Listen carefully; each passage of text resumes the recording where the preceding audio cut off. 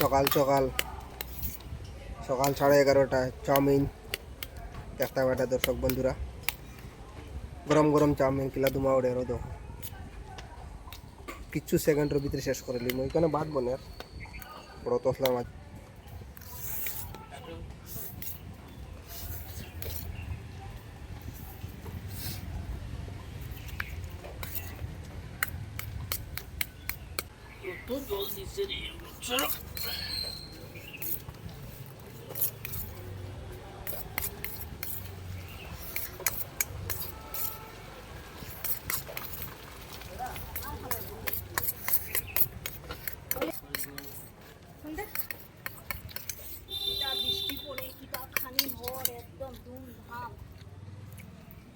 Complete শেষ কিছু সেকেন্ডের ভিতরে।